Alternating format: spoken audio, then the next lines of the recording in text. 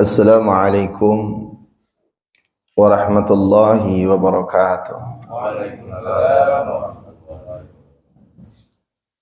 Bismillahirrahmanirrahim. Alhamdulillahi ala ni'amihi tatimmus salihat wa iqtisabi akmalis sa'adat. Asyhadu an la ilaha illallah al-muttasifu bi jami'il kamalat. Wa asyhadu anna sayyidana wa nabiyyana Muhammadan abduhu wa rasuluhu afdhalul makhluqat sallallahu alaihi wasallam wa ala alihi wa sahbihi anji min nirat salatan wa salaman daimaini ma damatil ardi was samawati wa ba'd.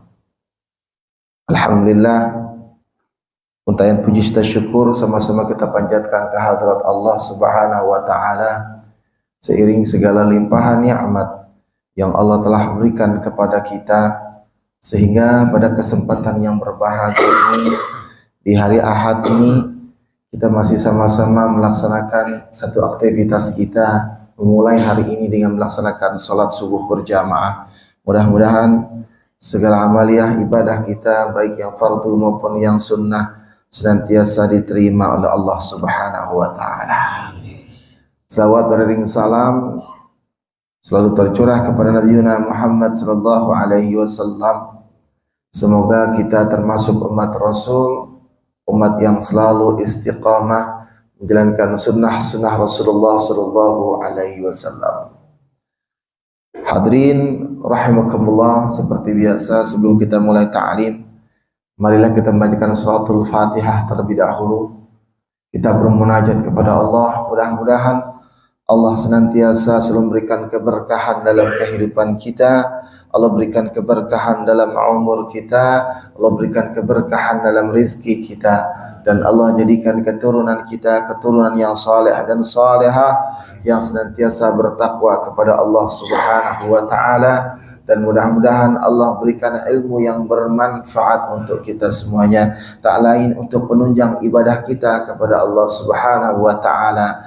Dan kita selipkan doa untuk orang-orang terdekat kita, kerabat kita, handai telan kita, keluarga kita yang belum mendapatkan hidayah dari Allah, kiranya Allah berikan hidayah kepada mereka semuanya. Ala hadhihi niyah wa ala kulli niyatin salihah wa la hadratin Nabi Muhammadin sallallahu alaihi wasallam. Al-Fatihah.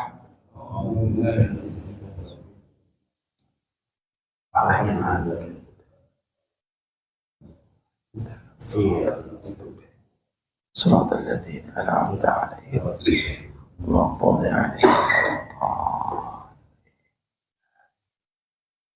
Bismillahirrahmanirrahim. Pada hari ini kebetulan saya membawa kitab yang nggak biasa saya bawa, jadi saya bawa Bulughul Maram aja.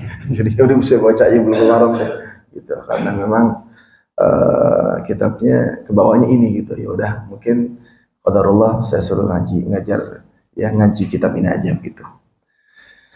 Bismillahirrahmanirrahim. Saya akan membawakan mengenai hadis-hadis Rasulullah sallallahu alaihi wasallam, yang mana seringkali kita mendengar hadis Nabi, namun pemahamannya terkadang kita kurang mengerti, bahkan terkadang salah mengartikan. Oleh karenanya, ketika kita membaca hadis Nabi Muhammad SAW, siyughiyahnya, kita membaca huruf aslinya, bahasa aslinya, bahasa Arab. Kemudian kita lihat kondisi hadis tersebut, ada istilah sahih, kemudian dhaif atau hasan, gitu ya. Imam Bukhari dan Muslim terkenal dengan istilah sahihain. Ada mengatakan muttafaqun alaih. Kalau di antara para muhaddis mengatakan sahihain, ada mengatakan muttafaqun alaih. Kenapa demikian? Dikarenakan Bukhari dan Muslim ini tidak mencantumkan hadis-hadis dhaif. Dan ketika itu beliau hanya menyeleksi hadis sahih. Kapan hadis hasan itu muncul? Satu pertanyaan. Hadis hasan itu muncul pada zaman Imam At-Tirmidzi. Jadi kalau kita melihat ulama 7 perawi hadis yang dikenal dengan istilah ruwahus sab'ah.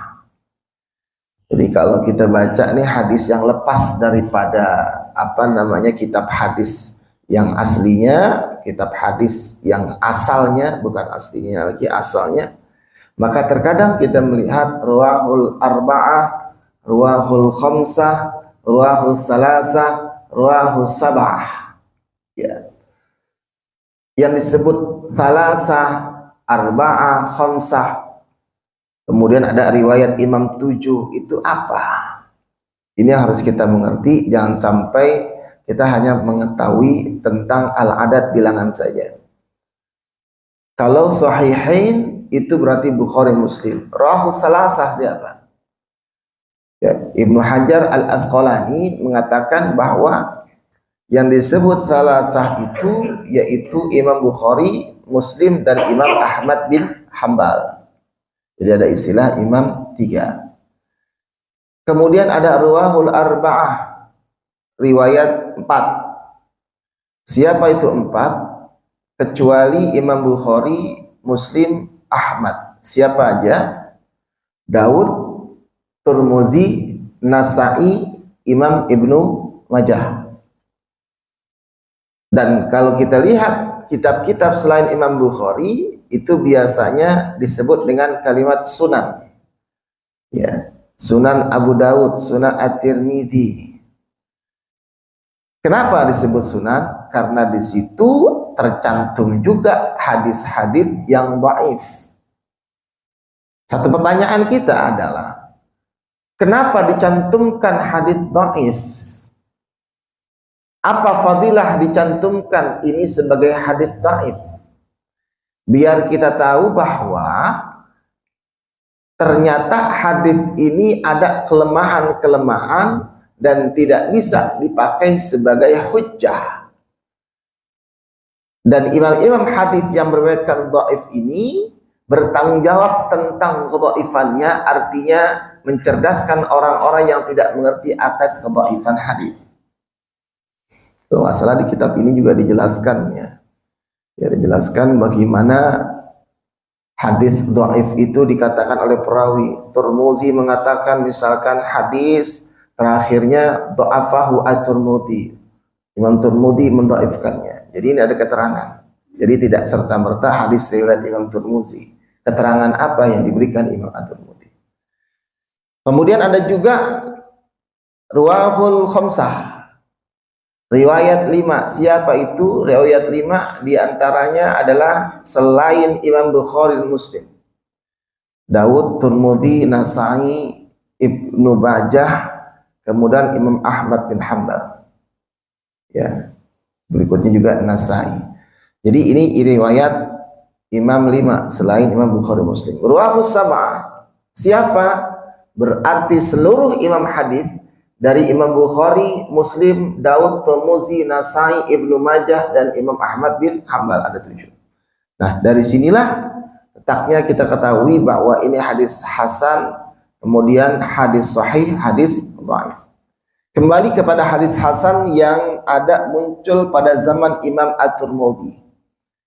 Kenapa Imam At-Tirmidzi ini menjadikan ada istilah hadis hasan yang pada zaman Imam Bukhari dan Muslim itu enggak dipakai?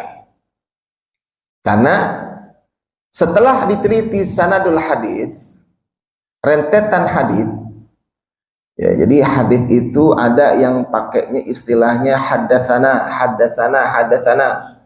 Kemudian ada juga pakainya istilah haddatsani. Ada istilah lagi qala, ada an. Ada disebut dengan hadis an. Ada juga hadis menggunakan akhbarona, akhbaroni. Dan ini biasanya tingkatannya itu berbeda-beda. Tingkatan yang tinggi biasanya diantaranya adalah sami'tu atau sami'na.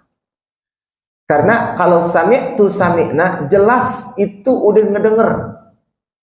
Ada istilah sami'tu sami'na.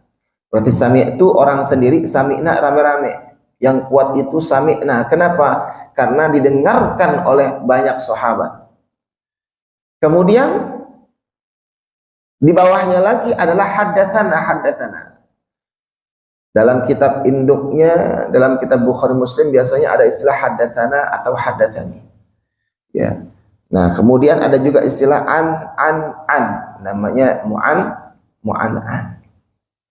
Nah, istilah hadis-hadis ini harus kita mengerti siogyanya, kulit luarnya, biar kita faham akan hadis Nabi kondisinya gimana. Kenapa? Karena kita nanti dihadapkan ketika bulan suci Ramadan, ya itu apalagi udah mulai Rajab, Sya'ban, Ramadan, itu hadis-hadis banyak yang istilahnya harus dipertanyakan kesahihan hadis tersebut.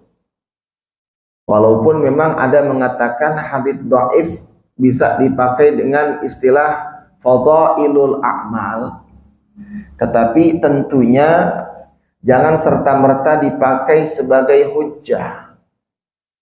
Ya, fadhailul a'mal itu apa sih? Biar kita semangat untuk mengerjakan satu ibadah. Itu namanya fadhailul a'mal. Nah, di antara hadis-hadis yang bertebaran pada bulan suci Ramadan nanti, ya, di antaranya adalah kalau kita mengenal istilah al-jannatu mashtaqatun ila arba'ati nafarin. Ya, surga rindu kepada 4 golongan. Ternyata ya setelah ditahrik hadis ini ada kedhaifan dalam hadis ini. Tapi bolehkah dipakai untuk penyemangat? Silakan saja. Sering dengar ya. Al-jannatu mashtaqatun ila arba'ati nafarin. Talil Quran wa hafizil lisan wa mut'imil ji'an wa sha'imina fi syahri Ramadan. Ini sering dipakai. Artinya adalah surga rindu kepada 4 golongan. Jadi istilahnya kayaknya surga ini ya seseorang yang lagi bucin, bahasa segitu. Ya, rindu. Nah, makanya kalimat seperti ini yang kalau kita bicaranya untuk fadhailul a'mal silakan saja, tetapi harus diterangkan ini hadis dhaif sebagai ya penyemangat buat kita. Kemudian sering sekali ketika ada motivasi, ini hadis dhaif ciri-cirinya diantaranya sanad hadis yang munqati, yang terputus, sanad hadis yang tidak baik. Kemudian ciri-ciri hadis dhaif itu diantaranya adalah bisa berbeda pandangan dengan Al-Quran. Contoh, kita dengar istilah ya, i'mal lidunyaka ka'annaka ta'ishu abada wa'mal li akhiratika ka'annaka tamutu ghadah. Sering dengar itu. I'mal lidunyaka, berbuatlah kamu untuk duniamu seakan-akan kamu hidup selama-lamanya. Pernah dengar ya Pak ya? Dan beramallah untuk akhiratmu seakan-akan kamu besok mati. Secara esensi ini bagus. Kenapa demikian? Dikarenakan biar kita termotivasi buat bekerja dan sekaligus nggak lupa dengan akhirat. Namun kalau kita lihat teks hadis ini, pertama yang digaungkan apaan? Dunia. Cari. Akhirat itu setidaknya kedua. Berbeda dengan ayat Quran, wabtaghi fima ataakallahu daral akhirah wala tansa nasibaka minad dunya. Di dalam Al-Quran akhirat dulu yang dimunculkan, baru perkara dunia. Dan perkara dunia bukan seolah-olah terus-menerus cari dunia. tetapi kalimat yang dipakai di dalam Al-Quran, wala tansa nasibaka minad dunia, dunia jangan sampai dilupain. Artinya bolehlah orang sholat terus-terusan, tapi ingat bahwa yang namanya sholat itu bukan berarti kita sholat terus dapat duit. Ya, pemahaman yang salah.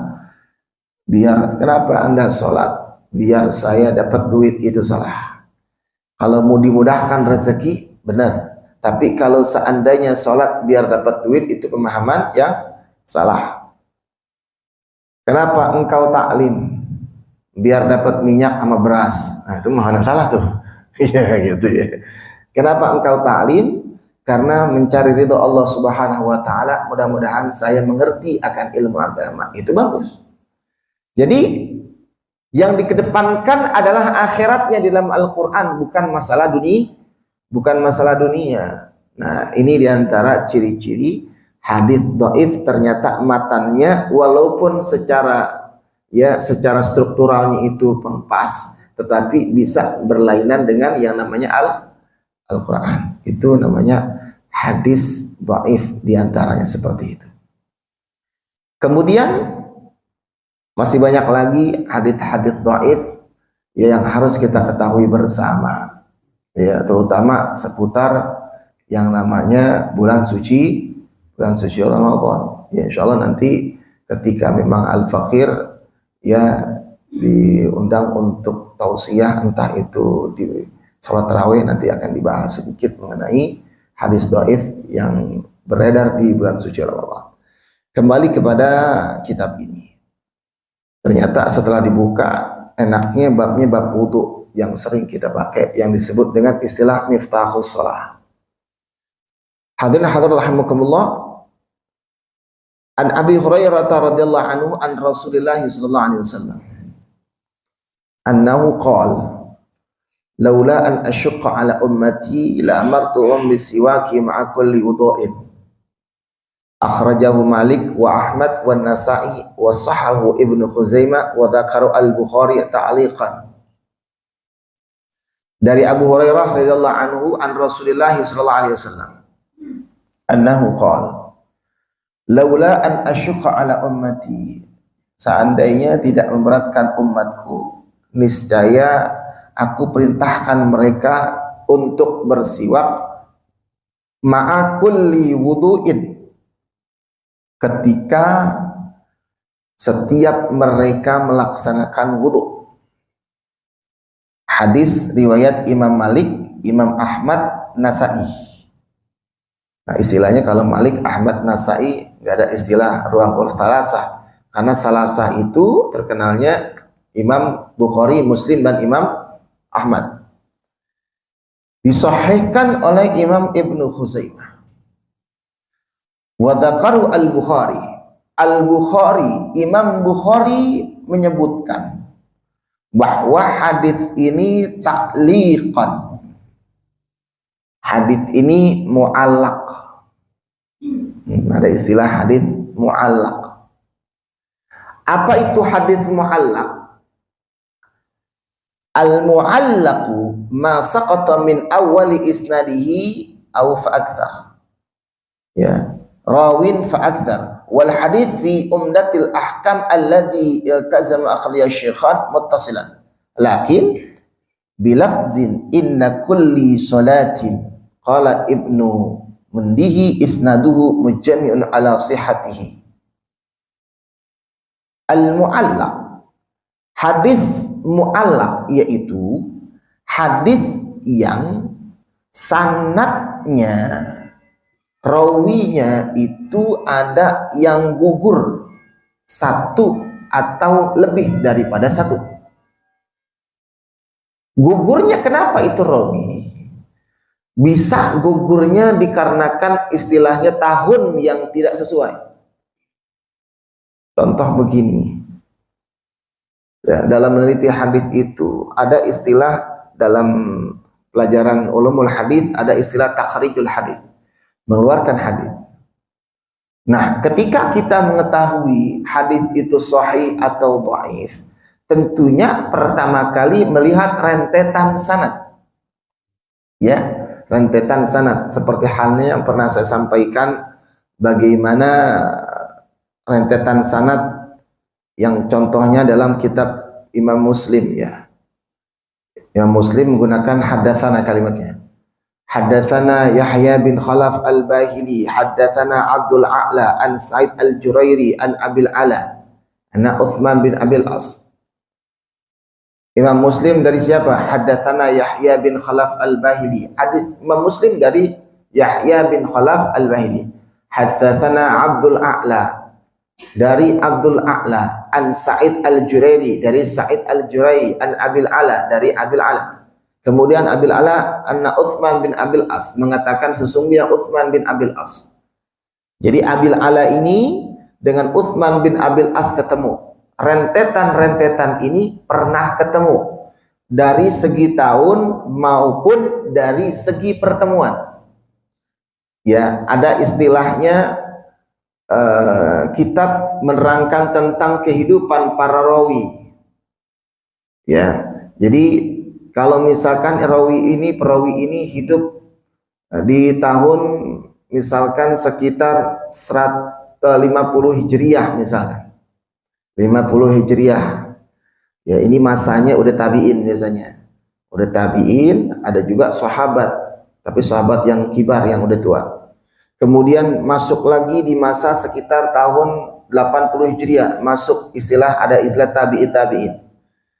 Kemudian tahun 120 Hijriah, ya, ada istilah lagi orang yang mengeluarkan hadis. Rentetan ini tahunnya harus sesuai. Contoh misalkan, ada seorang guru mengajar tahun 2000. Ternyata ada orang mengaku bahwa itu guru saya. Ternyata ini orang ya sekolah di tempat tersebut tahun 2005. Padahal ini guru tahun 2000 udah kagak ngajar. Ada orang ngaku tahun 2005 saya pernah diajar beliau, kira-kira nyambung nggak tuh tahunnya? Nggak nyambung. Nah, kalau udah seperti ini berarti itu sanad gugur. Gugur sanadnya dikarenakan tahunnya nggak cocok.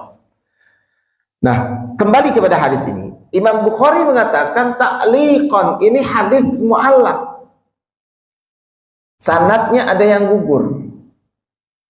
Apakah hadis ini bisa dipakai sebagai hujjah?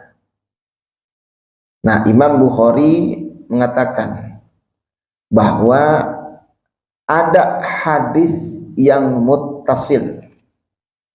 Yang muttasil istilahnya dia ini menjadi sahih. Dalam kitab Imam Bukhari dan Muslim, lafaznya inda kulli salatin, ketika melaksanakan salat. Nah, kita lihat teks hadis ini. Laula an asyqa ala ummati la amartuhum bisiwaki ma'a kulli wudu'in. Keterangannya adalah di dalam hadis riwayat Malik, Ahmad dan Nasai. Di sini dijelaskannya ketika wudu. Jadi siwak ketika wudu. Wudu siwak, enggak wudu enggak usah.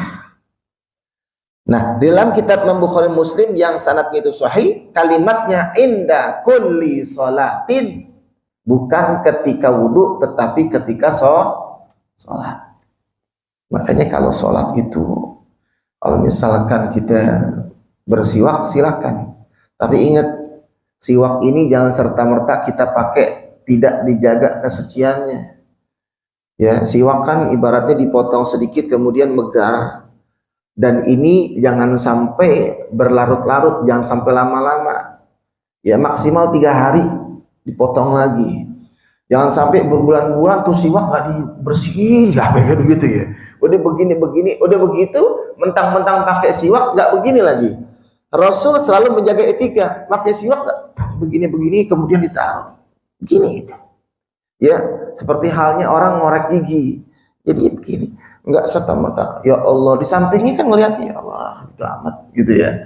Jadi ketika kita melihat hadis Nabi harus juga sesuai dengan Etika seperti halnya contoh ya, ketika seseorang bermakmum ya, salat bermakmum dengan imam yang bacaannya lemah, bacaannya kurang fasih,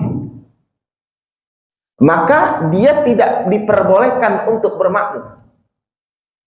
Ya, saya ulang lagi, ketika seseorang menjadi makmum, imamnya ternyata bacaannya salah. Bacaan salahnya ini di tempat yang vital, yaitu di surat Al-Fatihah. Bacaannya salah. Dia tahu, maka dia harus mufarraqah. Harus berpisah dengan imam. Tapi ada etika yang dipakai. Gimana caranya? Ketika dia mufarraqah, abang-abang mufarraqah nggak mau dengerin. Jadi imam belum sujud, biarin aja, saya belum sujud karena saya mufarraqah. Nggak boleh begitu. Etikanya diikutin aja imam, tapi niatnya mufarraqah. Imam belum rukuk, dia rukuk duluan.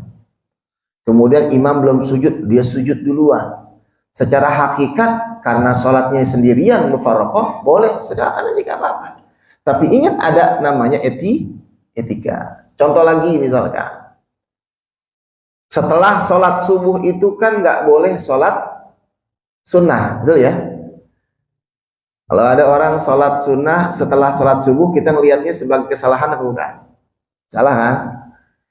Habis sholat asar, sholat sunnah, kita langsung mikir nih orang kagak ngaji, gitu ya.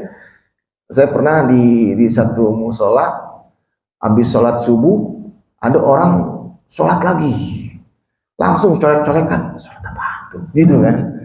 Ya, jadi fitnah kan? Padahal kalau kita lihat bagaimana Rasulullah SAW mengajarkan, ketika seseorang terbiasa melaksanakan sholat qobliyah subuh, dan ketika dia ini masuk masjid ternyata nggak bisa melaksanakannya, maka apakah dia qobliyah subuh? Tidak, langsung dia laksanakan sholat subuh berjamaah. Apakah dia diperkenankan untuk qobliyah subuh setelah sholat subuh? Dipersilahkan, namanya qobliyah yang diqadha. Tapi bukan serta-merta melaksanakannya di masjid. Kenapa? Jadi fitnah. Ini yang disebut pemahaman agama harus sesuai dengan karakteristik masyarakat, kemudian harus sesuai dengan norma-norma yang berlaku, jangan sampai timbul fitnah. Ya, ini apa namanya, di antara pemahaman hadis Nabi Muhammad SAW mengacu kepada bersiwak. Ya, ini mengenai siwak. Kemudian berikutnya lagi, an Humran anna Utsman da'a biwudu'in. Dari Humran ini adalah ajudannya. Ada yang mengatakan pembantunya Utsman bin Affan. Humran, kata Humran, sesungguhnya Utsman bin Affan da'a biwudu'in, mengajak wudu. Utsman ngajak wudu. Fa ghassala kaffaihi 3 marratin.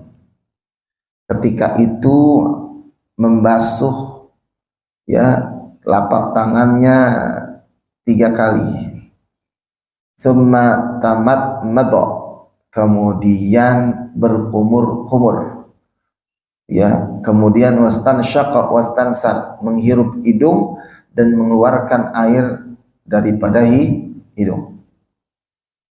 Nah, mengenai wudu itu kan jelas dalam Al-Qur'an, ya ayyuhalladzina amanu idza qumtum ila sholati faghsilu wujuhakum wa aydiyakum ilal marafiq wamsahu bi ru'usikum wa arjulakum ilal ka'bain. Kalau kita mengulang kembali, ketika kita ngaji dulu, ada istilah rukun wudu itu ada 6, gitu ya. Rukun wudu ada 6, di dalam Al-Quran ada 4. Tapi penjelasannya ada nggak di dalam Al-Quran itu wudu harusnya bagaimana?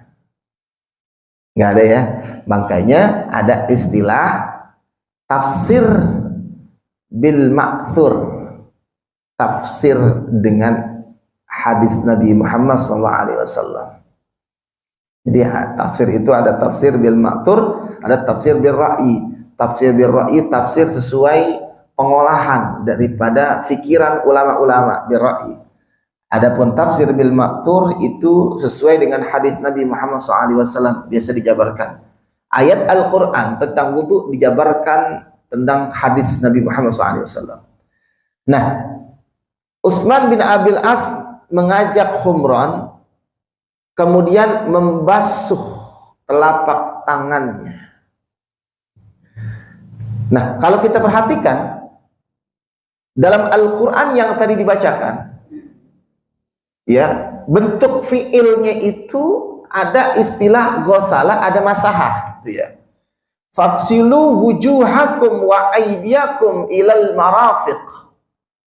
Faghsilu, basuhlah. Kemudian apa yang dibasuh? Wujuhakum, muka, wa aydiyakum ilal marafiq, tangan sampai siku dibasuh. Ketika berikutnya ayatnya wamsahu biru'usikum, berubah menjadi masah. Yang tadinya ghasalah menjadi masah. Pertanyaannya, perbedaannya apa? Kalau nggak ada perbedaan, kenapa Allah menggunakan kalimat masaha yang tadinya ghasalah berubah menjadi masaha? Kenapa tidak memakai wawu ataf? Langsung aja. Wa biru'usikum wa arjulakum, selesai. Karena kita istilahnya basuh. Ya, jadi ada apa gerangan Allah Subhanahu wa taala mengubah yang tadinya ghasalah menjadi masah? Nah, kita lihat. Ini sebelum kita lihat hadis ini, ghasalah itu membasuh, masaha mengusap. Bedanya basuh mengusap apa? Kalau basuh itu tekanannya lebih kuat daripada ngusap. Basuh itu basuh. Kalau ngusap itu ya. Kan ada membasuh, di atas membasuh itu apa? Gosok. Di atasnya gosok apa tuh? Nyubit kali ya gitu ya. Ada menggosok, ada membasuh. Basuh. Kemudian mengusap. Di bawahnya mengusap paling rendah adalah ngelus-ngelus. Ya. Jadi ngusap. Kenapa Allah membedakan kalimat ghasalah dengan masahah? Ternyata diantaranya adalah Allah tidak mau hambanya susah. Karena contoh, kenapa Allah wamsahu biru'usikum, usap kepala? Karena kalau dibasuh itu kepala dibasuh, yang ada itu rambut nanti bakalan basah. Kalau laki-laki basah itu wajar, kalau perempuan rambutnya basah bagaimana? Ya, rambut panjang, akhirnya digini-giniin. Yang namanya membasuh, digini-giniin. Kira-kira itu rambutnya kena jilbab jadi bau nggak? Jadi bau. Makanya Allah Maha Pengasih, kalimatnya menggunakan kalimat wamsahu masah. Kemudian wa arjulakum, kenapa kaki juga ikut diusap? Padahal kaki itu kan harusnya digosok ya. Bahkan disikat itu kaki kan kotor. Kenapa? Karena ketika kita membasuh kaki, gak semuanya hamba Allah itu kuat untuk menopang kaki yang satu, ya, kaki satu untuk badannya. Karena kalau kita wudu, membasuh, ya, mengusap kaki, tentunya kalau kaki kanan yang duluan, kaki kiri itu menyentuh bumi, kan begitu ya, menyentuh bumi. Walaupun sekarang ada tempat wudu pakai duduk, menyentuh bumi. Makanya ketika basuhan yang ke kanan itu istilahnya mengusap. Asal katanya dalam Al-Quran mengusap, walaupun dalam hadis Nabi ada menggunakan kalimat ghasalah. Kenapa? Maknanya adalah sesuai kemampuan masing-masing. Kalau kuat maka dibasuh sesuai hadis Nabi. Kalau seandainya tidak kuat maka cukup diusap. Ya, ini Bagaimana Allah Maha Pengasih, lafaznya udah berbeda. Makanya kalau misalkan kita wudu, ya ternyata kagak kuat, diusap aja, nggak usah digosok-gosok kakinya, boleh. Gitu. Apa-apa. Yang penting sampai ilal ka'bain, sampai mata kaki. Nah, Utsman bin Affan mengajarkan humron tamat mabawastan syaqostan salah kumur. Ini istilahnya kumur. Kumur itu apa sih? Bukan ngelepain air. Ada orang wudu masukin air, enggak. Yang disebut tamat mabo itu, air itu dikocok di mulut. Kayak kita lagi lagi sikat gigi, dikocok kan. Itu tamat mado namanya. Kalau kita misalkan ngambil air, buang, nggak dikocok, itu namanya ngelepain air, bukannya tamat mado. Kemudian wastan syaqqa, menghirup hidung, bukan masukin air ke hidung dengan tangan. Ngambilnya gitu ya, diisep. Isepnya juga pelan-pelan, jangan terlalu kencang. Terus saking semangatnya, ya nyesek langsung gitu ya, pelan-pelan sampai sini dibuang. Itu wastansya. Nah, fungsinya adalah kotoran ini biar keluar. Kemudian thumma ghassala wajhahu thalatha marratin, kemudian membasuh muka 3 kali. Thumma ghassala yadahu al-yumna ila al-mirfaq, kemudian membasuh tangannya yang kanan ilal mirfaq sampai yang kiri thalatha marratin 3 kali. Ya. Jadi ghassala yadahu al-yumna, yang kanan sampai siku 3 kali. Tsummal yusra mithla dzalik, kemudian yang kiri berikutnya. Seperti itu. Yang kanan 3 kali, yang kiri 3 kali. Bukan kanan kiri, kanan kiri. Kita kan dulu kalau sekolah kan diajarin gimana? Kanan, kiri, kanan, kiri, kanan, kiri. Ya. Di sini dijelaskannya, ghassala yadahu al-yumna ilal mirfaq thalatha marrat. Yang kanan 3 kali, yang kiri 3 kali. Kemudian thumma masabi ra'sihi, kemudian mengusap kepalanya. Ini tidak disebutkan bilangannya, ya. Tsumma ghassala yadahu al-yumna, kemudian membasuh yadahu al-yumna, tangan dulu, yadahu al-yumna, tangannya yang kanan 3 kali, yang kiri 3 kali, kemudian mengusap kepalanya, kemudian membasuh rijlahu, ini pakainya membasuh rijlahu al-yumna ilal ka'bain thalatha marratin, membasuh kakinya 3 kali yang kanan, 3 kali yang kiri. Ketika masaha tidak menggunakan salasa marratin, maknanya adalah ketika itu Utsman bin Abil As ngajarinnya kepala sekali doang. Boleh sekali. Makanya kalau perempuan misalkan kebingungan, kan ada tempat wudhu itu kan nyampur ya, ada yang bisa, ada yang nyampur. Kadang kan dikorek begini kan, ya nggak usah pakai 3 kali, nggak apa-apa, karena Utsman bin Affan ini mengajarkan humron diantaranya itu begitu, seperti wudhunya Rasulullah SAW, sekali aja udah, nggak usah berulang kali, ya. Tsummal yusra mithla dzalik, jadi kanannya 3 kali, yang kiri 3 kali. Tsumma qala, Utsman berkata, ra'aitu Rasulullah sallallahu alaihi wasallam tawadda'a nahwa wudhu'i hadza. Saya melihat, kalau berarti melihat ini keyakinannya tinggi. Saya melihat Rasulullah berwudu seperti ini. Nah, makanya ini sebagai ya kaifiyah di antara kita berwudu yang mana dalam Al-Qur'an kaifiyahnya itu hanya mujmal secara global. Ini terperinci. Muttafaqun alaih, hadis riwayat Imam Bukhari dan Muslim. Ada pertanyaan dari sini, dipersilakan sebelum masuk waktu syuruk. Silakan. Kaitan dengan tadi Bapak ini setiap kegiatan ada puasa, niatkan setiap kegiatan yang kita lakukan untuk akhirat. Insya Allah dunia mengikuti. Tadi yang Bapak sampaikan kan bekerja semaksimal mungkin seolah hidup selama-lamanya gitu kan, berbeda dengan yang saya sebut. Tolong pencerahannya. Baik. Kenapa kita ini istilahnya niatin akhirat? Dikit-dikit niatin akhirat, dikit-dikit niatin akhirat.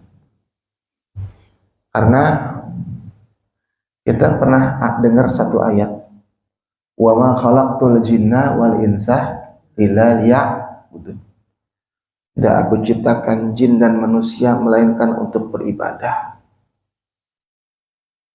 Bahasa ibadah itu bukan berarti sholat doang. Hal-hal yang baik yang kita niatkan ibadah, maka itu disebut dengan ibadah. Kenapa kita selalu kegiatan niatkan yang baik, ibadah, niatkan dengan bahasa akhirat? Karena selaras dengan ayat tersebut, biar kita termasuk hamba Allah yang sering-sering beribadah kepada Allah. Karena Allah tidak ciptakan kita melainkan untuk ibadah. Lain hal kalau misalkan ada hal-hal yang buruk, maka nggak bisa disebut ibadah. Ya, misalkan saya mau nyelakain orang, misalkan ibadah, ini biar orang kapok. Enggak begitu. Ya, nyelakain orang biar orang kapok. Ya, padahal Rasulullah SAW ngajarin itu nggak seperti itu, tidak kekerasan. Jadi seperti itu Pak ya. Jadi tuntutan kita terhadap ayat tersebut, kita niatkan ibadah. Ada lagi? Ya.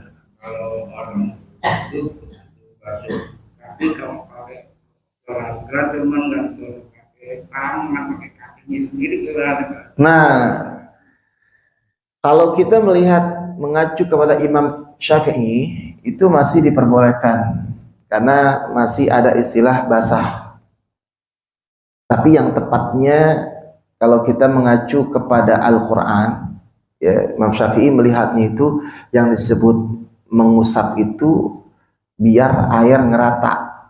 Jadi biar air ngerata maka diusap. Ilatnya ngerata. Jadi kalau dikucurin yang penting udah rata. Tapi kalau secara hakikat mengusap itu adalah persentuhan antara tangan dengan media, gitu ya. Seharusnya kita begini, sunnahnya, ya, ngikutin, bukan ngucurin. Makanya ada ulama menegaskan nggak boleh. Nah, itu biasanya Imam Abu Hanifah. Nggak boleh tangannya diem, tangan mesti begini. Sekarang kembali kepada kita kuat apa enggak? Karena wudhu ini bicara personality. Kalau memang ada orang yang kuat kagak mau, ya nanti berhadapan dengan Allah. Kenapa begitu gitu ya? Kalau kita nggak kuat, Allah Maha Pengasih, gitu Pak ya. Sesuai kemampuannya gimana? Mampu nggak ngusap? Mampu diusap. Kalau nggak mampu, ya udah dikucurin aja, itu Pak ya. Kalau ada yang tangan, nah lagi-lagi apakah boleh?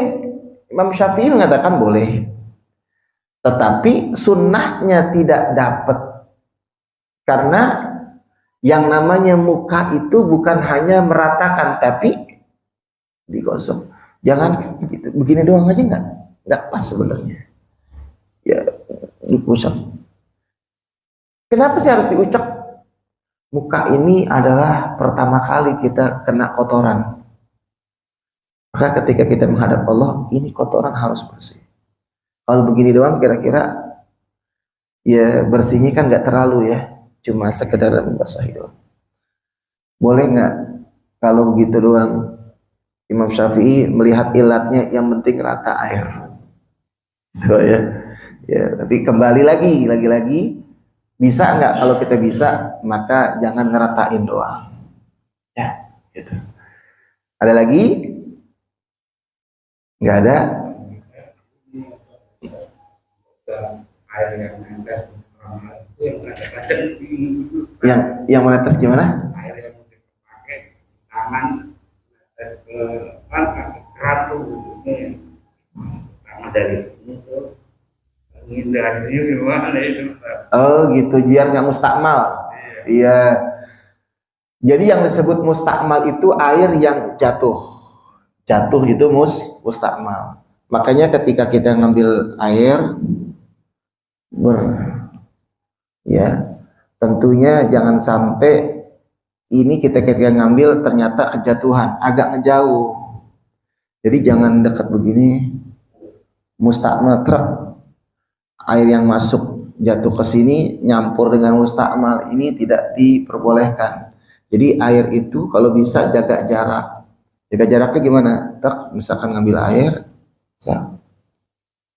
kemudian agak jauh. Jangan terlalu dekat, biar tidak mustakmal. Ya, ini air mustakmal juga sebenarnya pembahasannya banyak nih. Mustakmalnya model bagaimana lagi gitu ya. Jadi ya kalau memang ada waktu lagi kita akan bahas lagi gitu ya. Itu Pak ya. Ya, mudah-mudahan kita akan selalu haus tentang ilmu Allah Subhanahu wa taala, dan insya Allah nanti di samudra bulan Ramadan kita akan mendapatkan ilmu-ilmu yang lain yang mungkin kita tidak mengerti.